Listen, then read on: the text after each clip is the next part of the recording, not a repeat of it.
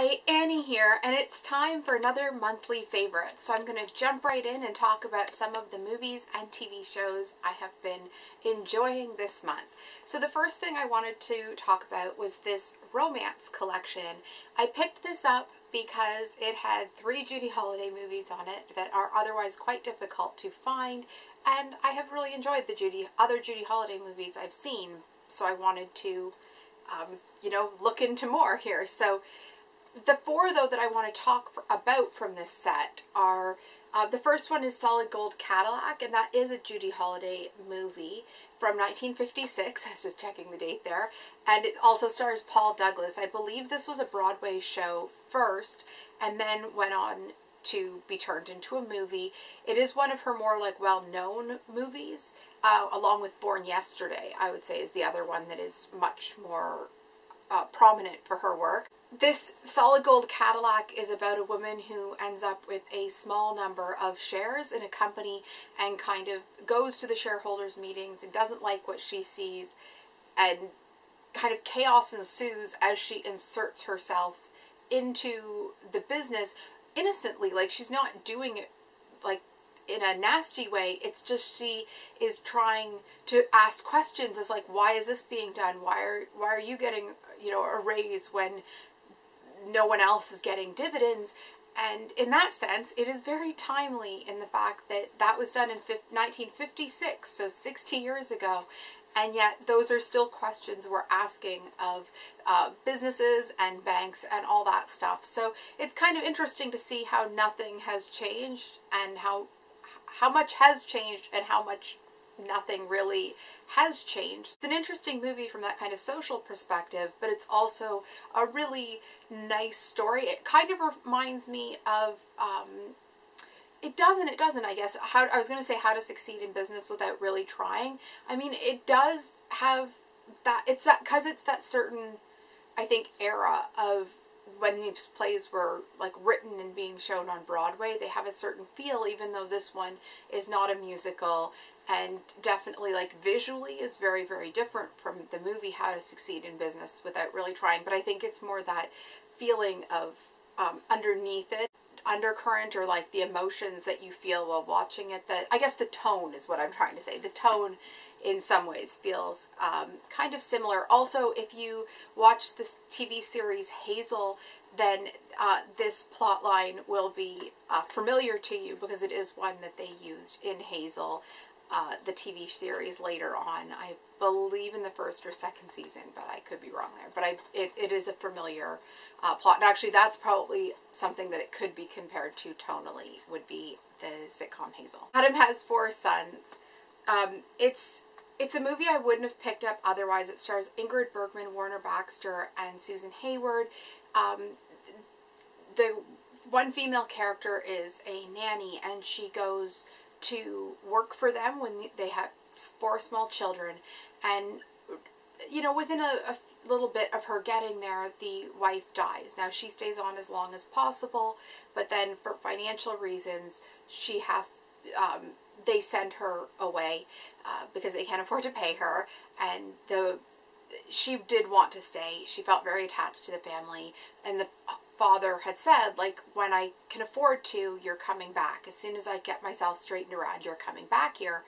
Well, that took a lot longer than anticipated, but he did send for her again. This is where the story really picks up, and the boys are close to being grown, and this is where she comes back and realizes that things are maybe not doing so well. The once close bond they shared is maybe eroded, not with her, but with the father, and the family has kind of eroded, and she works to kind of keep things together. It is actually, it's a really beautiful movie. It is a melodrama. I like some melodramas, others I don't, but this one just didn't look that interesting to me on paper. But having said that, I really, really enjoyed it, and actually I think it was probably one of my favorite movies from this set. The next movie I'm going to talk about from this set is It Should Happen to You. This is another Judy Holliday one, and who was Peter Lawford was the man in here, and it's somebody that is hell-bent. She's hell-bent on becoming famous. She doesn't care for what. Again, quite a modern story that way. It's something we view now, modern celebrity and just wanting to be famous is something new, but this movie would indicate that that is not the case.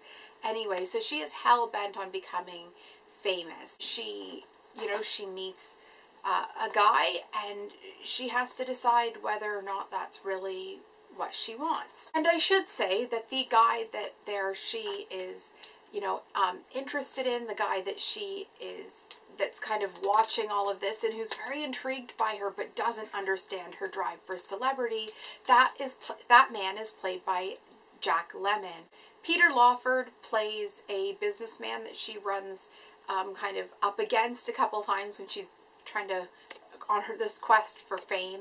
And yeah, as things go forward, the Jack Lemmon character is completely like enthralled and enraptured with her, but just doesn't understand the drive for fame that she seems to have. And as things move on, not just in their relationship, but just in her life in general, there is that element of having to decide what is important to her. Now, she plays a very interesting character in this. She reminds me somewhat of Gracie Allen, the role that she often played, like that kind of dumb Dora type of role. But at the same time, the Judy Holliday character in this is incredibly shrewd when it comes to actually achieving fame, but not in a mean, or it is calculated, but it also seems quite innocent. She just seems to like believe that everything will end up working out, even, you know, when she's spending her last dime to get there. So it is a really interesting movie, again, from that perspective of kind of a modern problem, or something we view as a modern problem and phenomenon. Last movie I want to talk about from this set is We Were Strangers. It's set during the Cuban Revolution, and it has definitely like a noir type of feel, especially in certain places. Anyway, this is from the revolutionary side of things as they try to work to, you know, not watch their country kind of change drastically as these new regimes come in. I'd say the first 3/4 of this film are its strongest point. The end felt a little bit muddled. It wasn't even because I wasn't like happy or sad about how it ended. It just seemed a bit muddled as the plot seemed to get a little bit muddled as the movie got, I'd say, right towards the end. Like up until that point, all of a sudden it just kind of like rushed and a bunch of things, and where they'd been taking their time earlier, all of a sudden it just kind of cascaded in a way that didn't feel completely organic. So that would be my only complaint there, was that it felt like it was just missing a scene or something somewhere in that middle of the final bit. But I did really like it. It was interesting, and the first 3/4 of the movies really had me engrossed and interested in what was happening, and the characters I really cared about, and all that good stuff. So the next thing I wanted to mention, I don't have a physical thing here because it's actually a trailer for a movie that is it was an independent movie, and it's a one-woman kind of show, but not a show. It is called Golden Vanity, and starring Melora Hardin. The trailer really looks interesting. It is set kind of as during the Golden Age, or towards the end of the Golden Age, and stars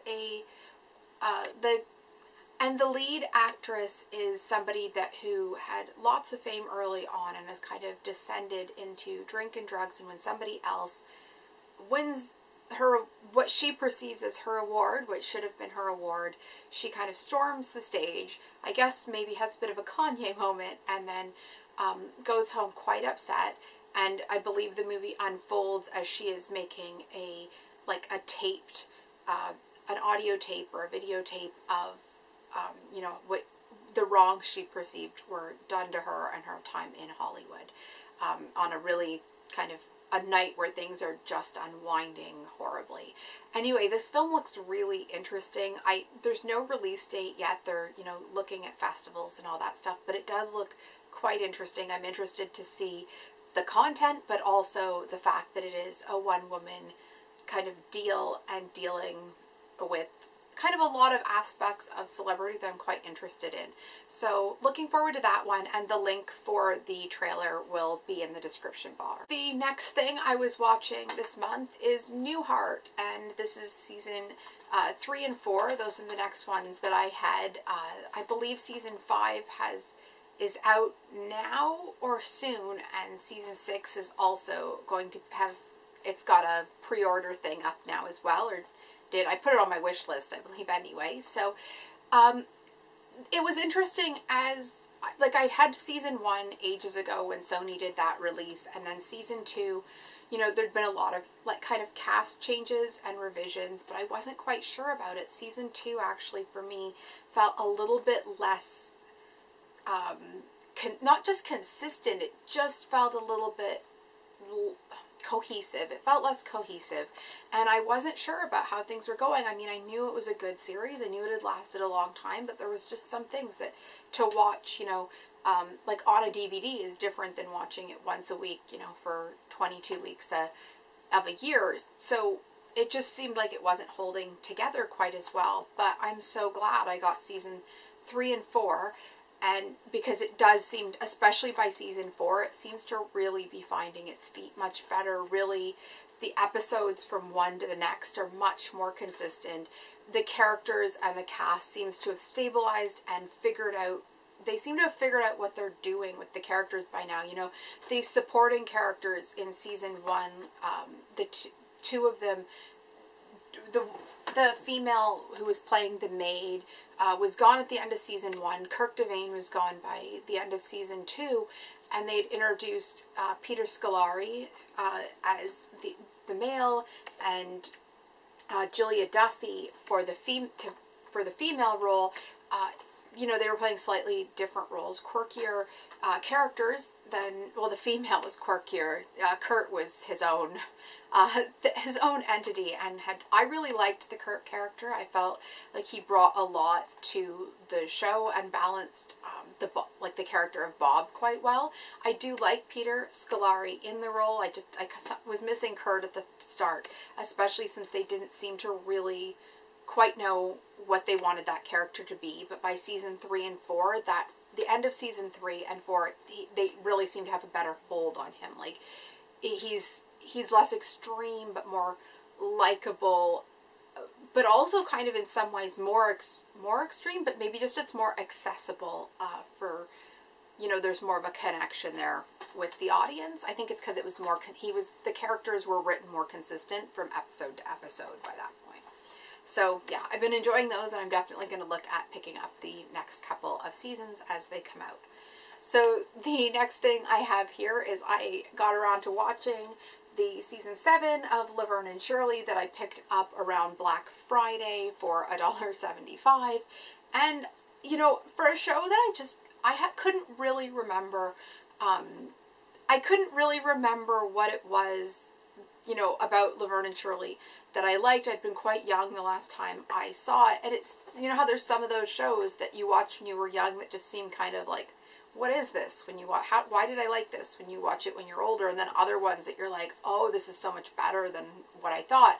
This was one of those ones that fell kind of in the middle. I think I like it for different reasons now, but it was still a really good, like, even though this was, you know, season 7, I'd still say this was a relatively strong year for them. Maybe not if you've watched it from the beginning, but the arguing that I remember so much as being so much a part of the show, I don't know whether they just simmered it down by this point, or what by the time they were living in California. Like, there were still arguments, but it just didn't seem to be the entire crux of the show, because I remember some of the episodes that I kind of did remember, it was just all arguing, and I wasn't super keen on that. So I was really happy to find that although they still had that friction within the characters, within the writing, that it hadn't overwhelmed all of kind of the whole episode and the plots of every show. If that makes sense. They might have been fighting with other people, but there was other stuff to it other than just them arguing over stuff getting put in the refrigerator, or you know, silly other things, who talk to a guy, all that kind of stuff. So I really enjoyed that season, which was a bit of an unexpected surprise for me because, like I said, all I remembered was the arguing. The next thing is kind of a double one, and that is, I got this Cambridge purple paper from Amazon. I'd had this years ago, and I've started writing on this pad, but I had these pads years ago, and then I, you know, came across them when I was looking for some stuff on Amazon, and I do really like them. I find the purple a bit easier to read on, less, you know, harsh, less hard on your eyes. And yeah, it's got a relatively stiff backing board, so you don't have to like carry a clipboard or whatever. It's not awkward to just write like midair with it because the back is stiff enough that it doesn't just like collapse on you. So those are quite nice. They came in a 3-pack and were a pretty decent price. I think I paid $6 for them. And they each have, I believe, 50 sheets, but I should say the paper is like quite thick. I can use, and this is what I'm going to show you next, like true ink pens on them, fountain pens, all that kind of stuff are good. They don't bleed through. And this is the other thing I was going to show you. It is the Pilot Precise, just a second. Yeah, Pilot Precise in the V7 tip. And I really like these. I actually used these pretty much all through high school. And they're not a ballpoint. They have, you are not going to be able to see this, but they have little holes kind of at the side to let the ink out at the bottom and the sides. I really like this. I used to love the dark, like the very dark blue. This is a black one. They didn't have all the colors in the V7 point, which is a slightly bigger point. The V5 is finer. I prefer the V7, just flows really nice. You can still get a relatively, you know, fine line, but it just flows really nice. Actually, this, which I was just listing some food and stuff, that is written in that pen. So it's, you can get quite a fine point, but it does flow a little bit easier than the V5. So that was that, and I really do love those. It was a weird thing to get back at because like I said, I used them all through high school, and it was just such a weird, like, happy memory.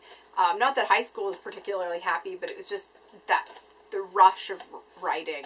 I don't know. I did a lot of like journal writing and just writing in general, above and beyond notes in high school, and it was a weird feeling to all of a sudden be writing with that pen again. So the next thing I have here is an Equate hot and cold pack, and this is what it looks like here. This is one you can throw in your freezer and use as a cold pack, or you can stick it in the microwave for just, I think it's just like 30 seconds. Yeah, if it's from this kind of state, you throw it in for 30 seconds and you have a hot pack. I know, shocking that I have heating and cooling devices. As if you've been watching me for a while, you know I have a lot of this kind of stuff in here. So I really like this one because it is so easy to reheat, and I don't have to worry about batteries for this one. So it, as like a nice auxiliary one, for me, I do use it quite a bit for that. For ice packs, I do tend to go with the hard-sided, the hard ice packs. This one also came with, it's supposed to be a cover, but I probably really wouldn't use it for that.